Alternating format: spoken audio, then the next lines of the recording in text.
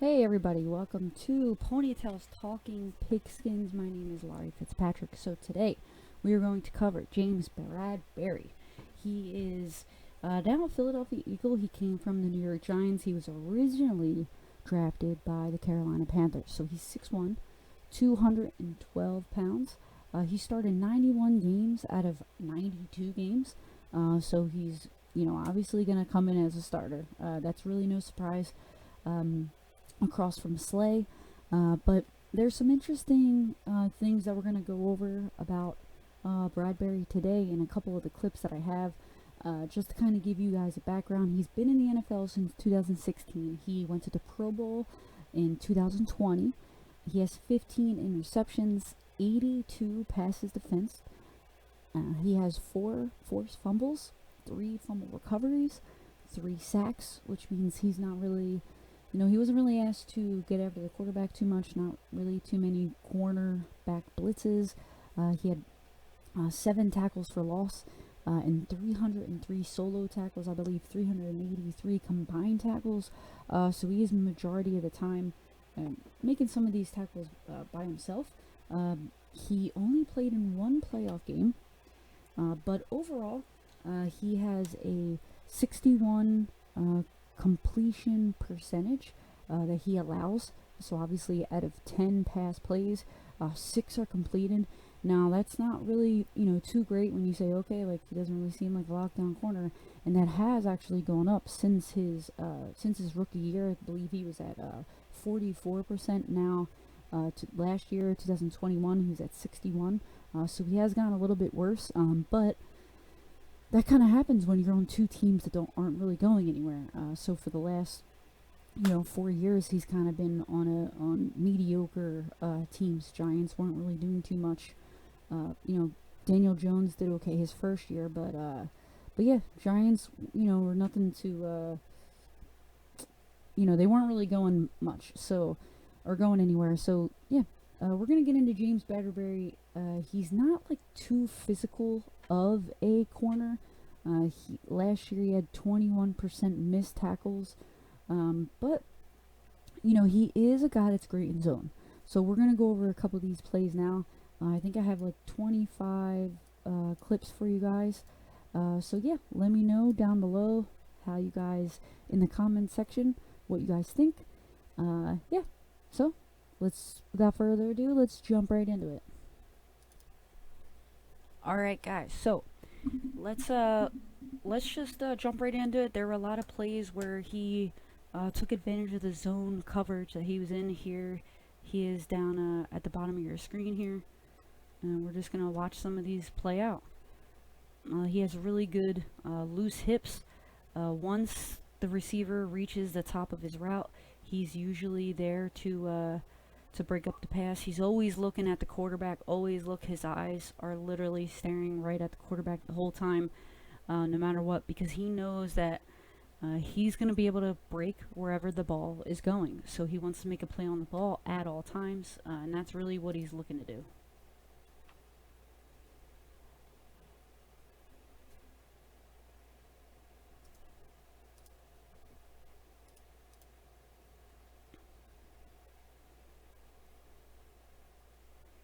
Hold on. Let's go back to him playing nickel against the Chiefs.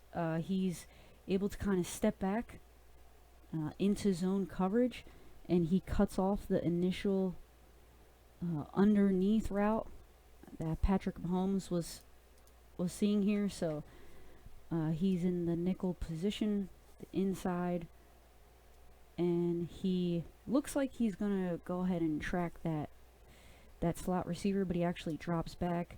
Mahomes just, trusts his eyes, and unfortunately Bradberry is unable to come down with it.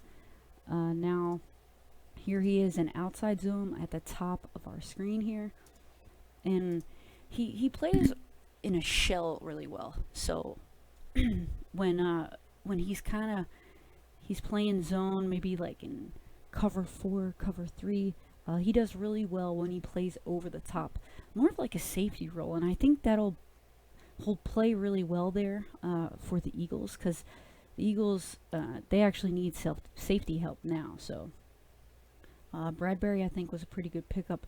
If they ever want him to play over the top, he's able to do it. So what I like about this play is that as soon as he notices that his responsibility is not getting the ball, he drops back and tries to cover the slant over the top. He was a little late getting there.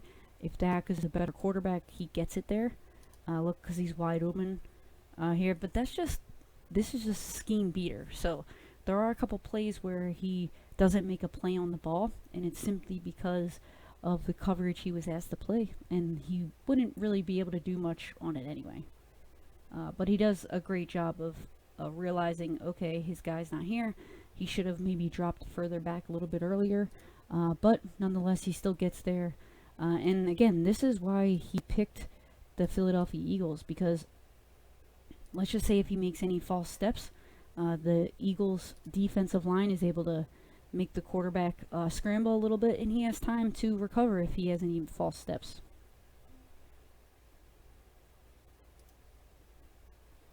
Okay, here he is on the outside again. He's, once again, the Giants are in more of a shell coverage to protect over the top. Looks like it's cover 3. So he's taking away the slant. He's basically running the route for, was that CD Lamb there? Because he knows he has help over the top. So he knows, hey, we all know that post is going to get there, right? That post that's coming over the middle from that slot position. But he knows he has safety help. So the only person he has to worry about on the right side of the field or the left side of the field, if we're looking at hit from his angle, is CD Lamb. Because the underneath coverage is already covered. The running back, he doesn't have to worry about him because he has help underneath. So Bradberry is pretty much just like, I'm free to do whatever I want. Pretty much like a free safety at that point. He's able to just go to the ball. And this is what he does here. He does a really good job of jumping routes, especially towards the middle of the field. And we're going to get to a few of those clips.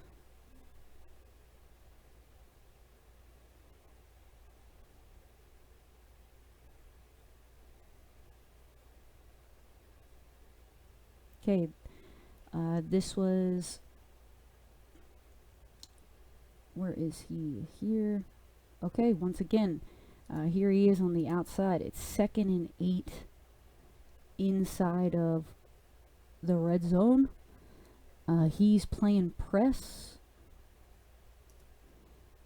against Allen Robinson. Usually he goes against those bigger receivers. He is 6'1", so he has the length to do it. He's usually going to play both those bigger receivers. You know, he played Julio Jones in the NFC South. He played against Mike Evans. And then, you know, obviously against the Chicago Bears, he's going against a player like Allen Robinson. So he's right there at the line of scrimmage. He's playing a soft press.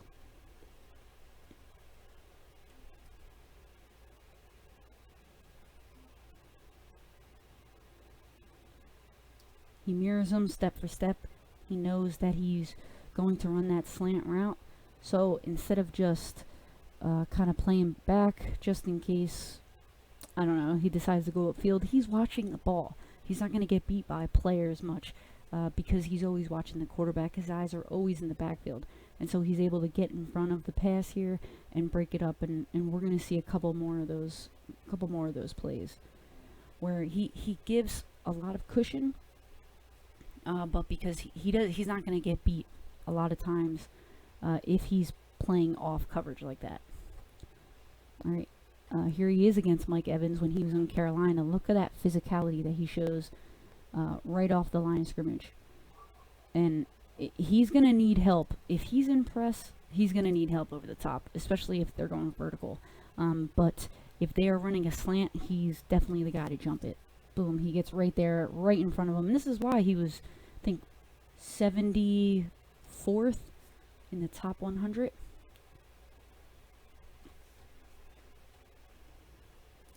Here he is again at the bottom of your screen. Off coverage. Plays the cushion really well. He lets the receiver,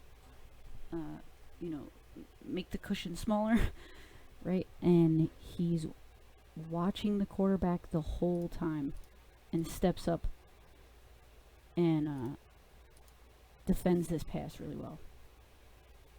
Steps up.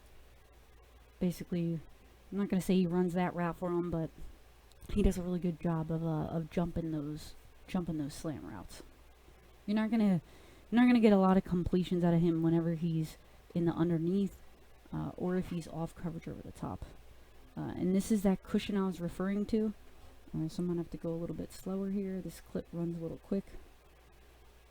So you'll see once DK is getting out of his release, James Bradberry is continuing to backpedal, and he's leaving a good amount of space. So if there's any false steps or anything, or if DK decides to speed up, he's able to just turn around and run with him. So I just like the cushion that he gives, and I like his fluid hips. He's able to run while his head is completely turned looking at the quarterback. He's able to run right with DK. He has a long stride, and he's able to kind of use the sideline as his friend to eliminate that open space. Look, he doesn't skip a stride while he's with his head completely turned around as he's running down the sideline. I just think that's a really good clip by him. Just even though the wide receiver isn't getting the ball, there are clips that it's good to show, the fundamentals, or it shows how quick and fluid his hips are when he's making those adjustments downfield in stride while still on the receiver's hip. So here he is against DK. DK is running an in route, and he is man-to-man. He stays square. He reads the hips, so he gives himself. He doesn't allow any leverage in either direction. So he stays square because let's say he opens up one direction and DK then cuts the other direction, he's going to be behind because he has to turn his body completely around. But if he stays square while DK is eliminating that cushion, and he's able to make that read at the receiver's break, then he'll be fine. So let's replay that clip.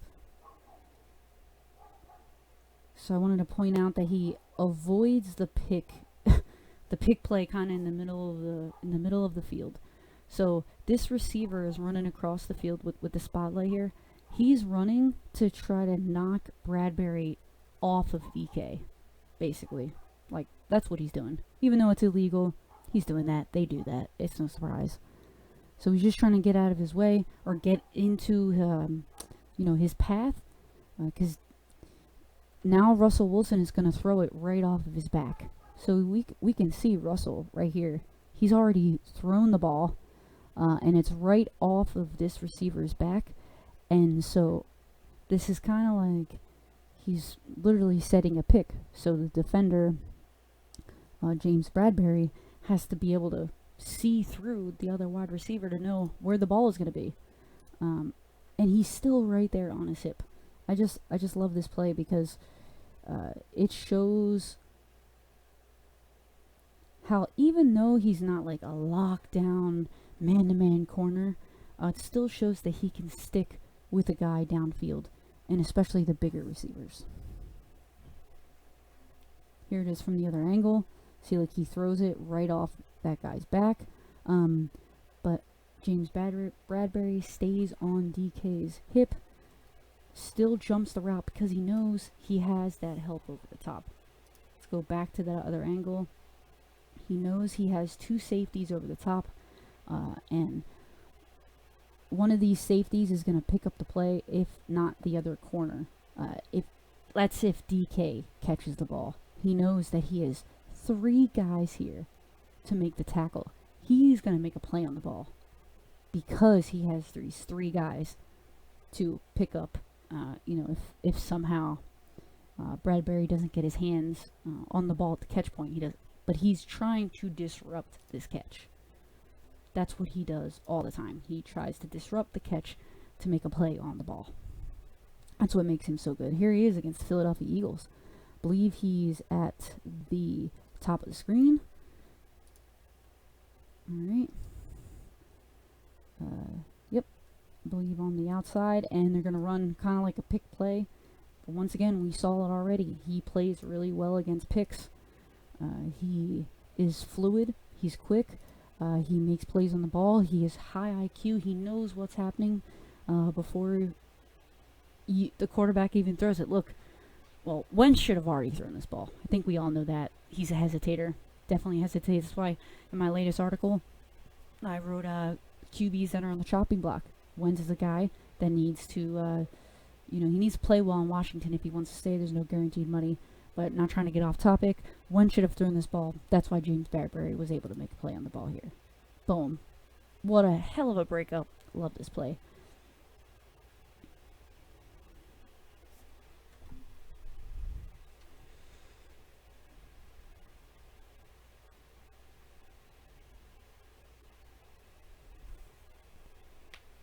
Alright, here he is in Carolina.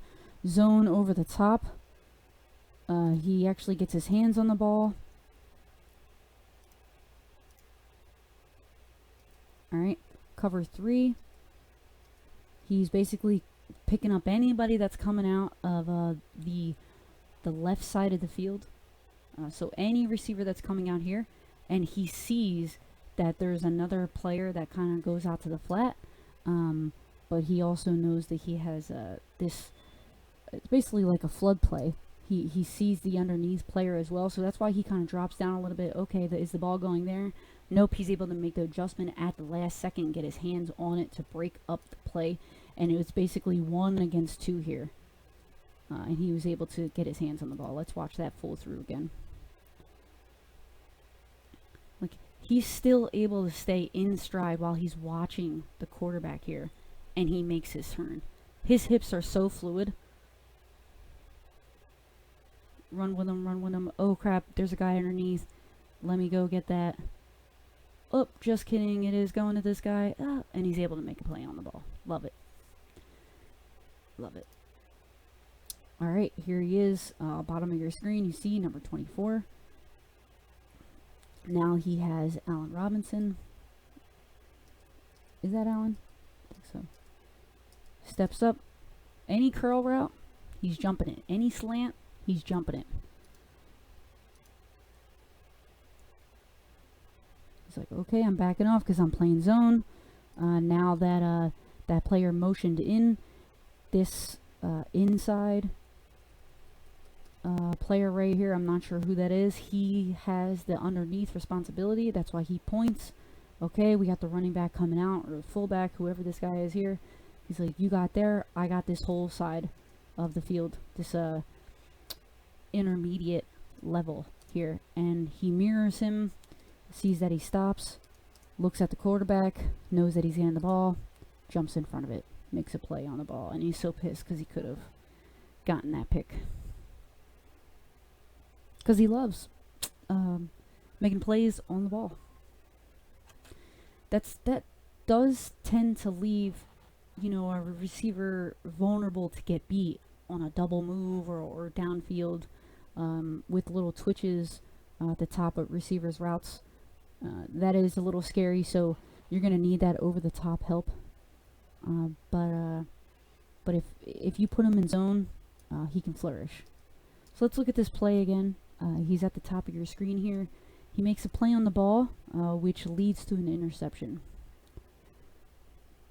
Backing off a little bit, and you have, I think that's like a buzz. The safety kind of comes down, picks up anybody in the underneath. Bradberry has the field is basically split into third. So from the hash mark to the sideline, then the safety has in between the hashes, a little bit outside the hashes, obviously. You're basically going to go where the ball is, but protect the middle of the field. Bradberry has the whole third of the field. Does a really good job to have all this cushion just in case he knows that he can't get beat over the top. But once again, here's a I believe this is a post route, and he jumps it again, which then leads to an interception. So let's watch it from the other angle. Oh.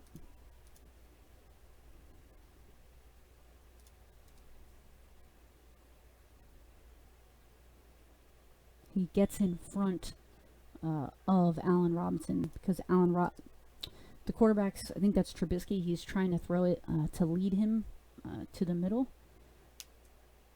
And James Bradberry basically, like, the corner is, he's eligible to make a play on the ball.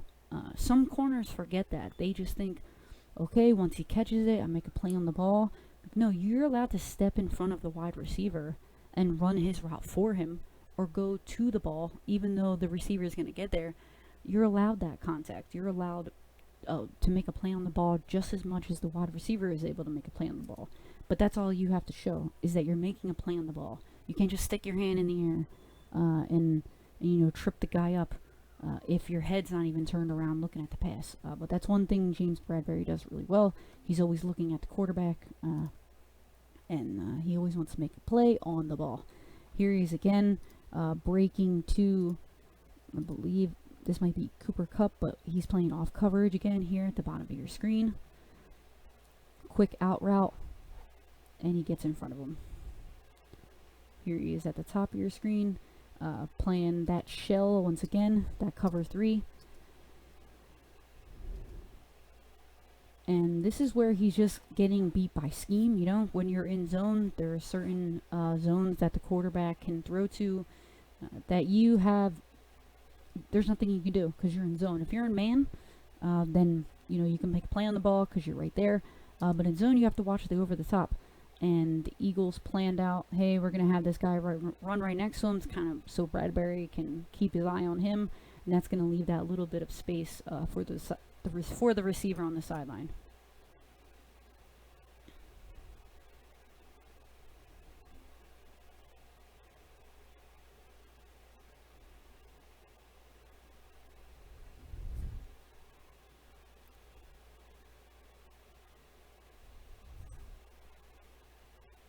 Alright, here he is at the top of your screen playing against CeeDee Lamb.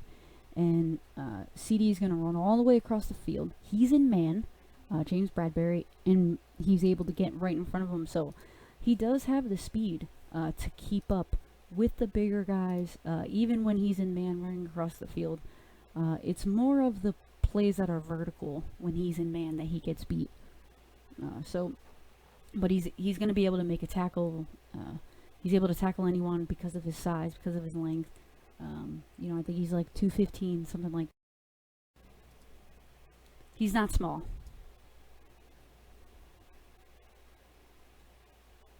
Here's the play where he is beaten man. He's at the bottom of your screen, playing against Allen Robinson.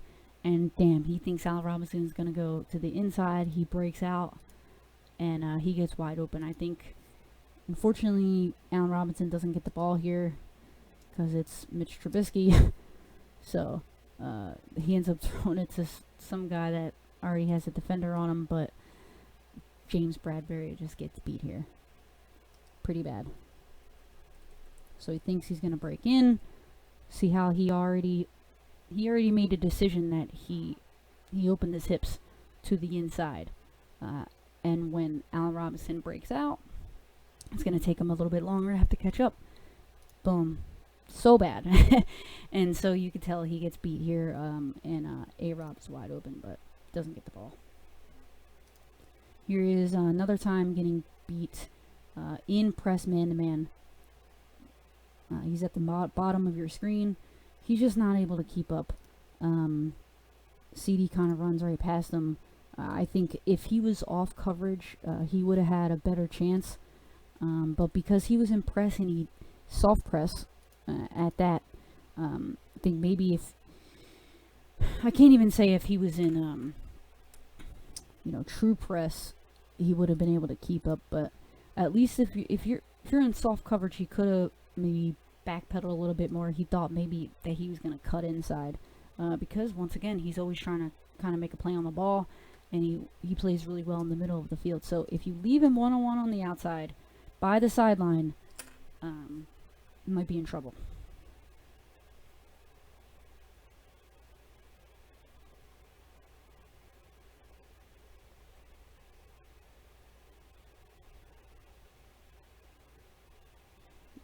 You don't want to see that as a Philadelphia Eagle. So here he is against Washington. He gets beat again.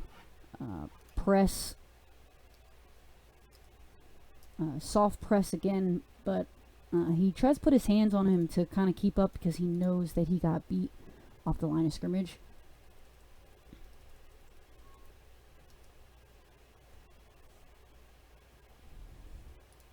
Let's watch that full through.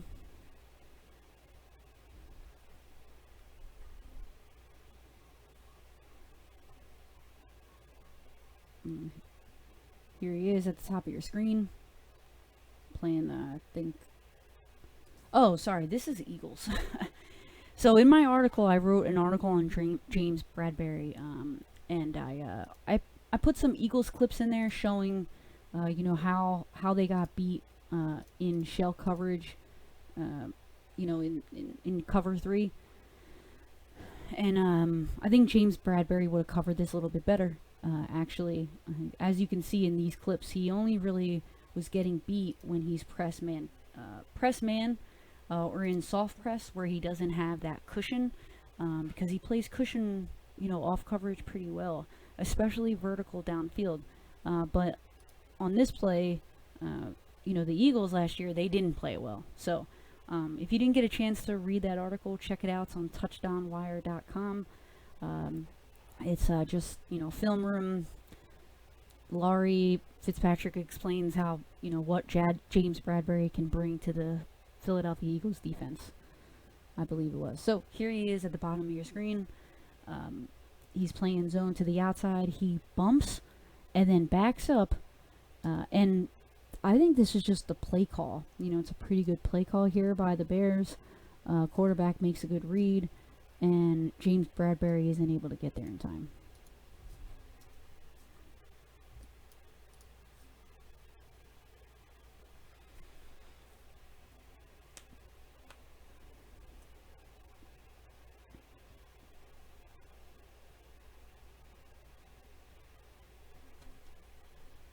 And here's our last play. Once again, you know, he kind of gets beat. Here again, he is playing off coverage though.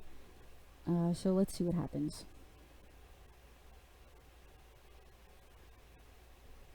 I mean, Allen Robinson's gonna have to win at least one of these battles with James Bradberry to the inside. So here he is, kind of backs off a little bit too much.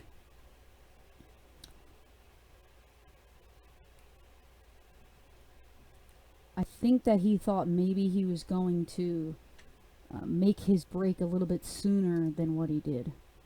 Because he thought that he was going to make it maybe a little bit earlier before the first down marker, so that he could he could break and eventually get to the first down marker. But instead, Allen Robinson broke it a little bit later, and broke it really at the first down so he could catch it beyond the marker. James Bradberry thought that maybe he was going to catch it right at the marker and maybe try to stretch for it, and that kind of made him hesitate a little bit and break a little bit later than what he originally thought. So you'll see it when he gets to like the 32. Boom. He kind of hesitates a little bit when he makes his break there. But that's James Bradberry for you. I hope you guys liked the video. There's a, you know, showing a little bit of the zone when on the outside. Zone when he's in nickel. He plays really well in like the safety position when he's over the top. In zone, because he's able to kind of take away the underneath route and the over the top route. His eyes are always on the quarterback, so he's always making a play on the ball at all times. He's pretty physical when he is having to chase down guys, so he can make those tackles in open space. He's big, so he's always going to cover that bigger wide receiver. So I think the Eagles are really going to be happy with James Bradberry and what he's going to bring to that defense.